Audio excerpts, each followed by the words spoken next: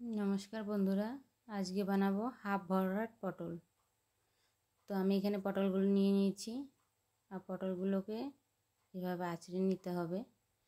ভালো করে আঁচড়ে নিয়ে দো সাইড কেটে মাঝখান দিয়ে পটলটাকে ফেড়ে নিতে হবে ছুরির সাহায্যে না হলে বটির সাহায্যে। তো আমি ফেড়ে নিয়েছি পটলটাকে। তো এবার চামচের সাহায্যে আমি ভিতরের দানাগুলো আর ওই শাঁসটা আমি বের করে নেব পুরো। চামচ দিয়ে কোরালেই পাতলা হয়ে যাবে খোসাটা। তো এরকম পাতলা করে নিতে হবে। তো আমি সব পটলগুলো এরকম করে নিয়েছি। আর আগে থেকেই ফ্রাই প্যানে তেল বসিয়ে রেখেছিলাম, তাতে দিয়ে দিলাম চিংড়ি মাছগুলো। চিংড়ি মাছগুলো আমি একটু নেড়ে চেড়ে ভালো করে ভেজে নেব। তো ভাজা ভাজা হয়ে গেলে চিংড়ি মাছগুলো আমার হয়ে গেছে ভাজা ভাজা। তো আমি নামিয়ে নিয়েছি চিংড়ি মাছগুলো। তারপরে তাতে একটু তেল দিয়ে দিলাম আর দিয়ে দিলাম পেঁয়াজ আর কাঁচা লঙ্কা কুচি।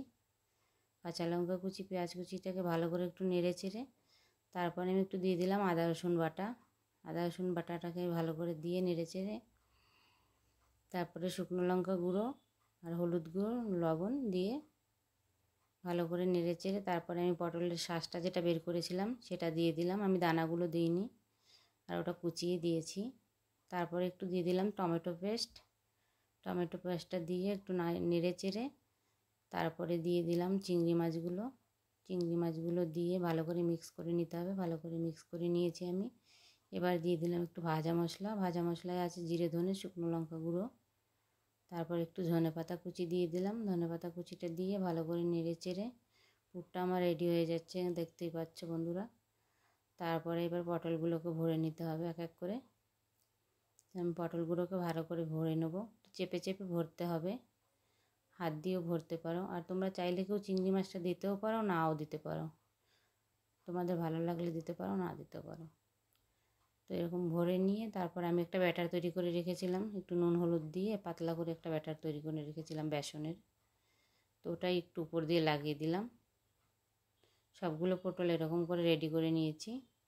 এবার ফ্রাই প্যানে আগে থেকে তেল বসিয়ে রেখেছি, তো গরম হয়ে গেছে তেলটা। তো পটলগুলো দিয়ে দিলাম এবার এক এক করে। একটু উল্টাতে হবে সাবধানে, যাতে ভিতর থেকে পুরটা না বেরিয়ে যায়। আস্তে আস্তে করে উল্টে নিতে হবে। দেখো বন্ধুরা আমি উল্টে নিয়েছি, কি সুন্দর হয়েছে, দেখতেও খুব ভালো হয়েছে, খেতেও আশা করি ভালো হবে খুব। তোমরা বানিয়ে খেয়ে দেখবে। আর ভিডিওটা যদি ভালো লাগে তাহলে একটা লাইক শেয়ার করে দেবে।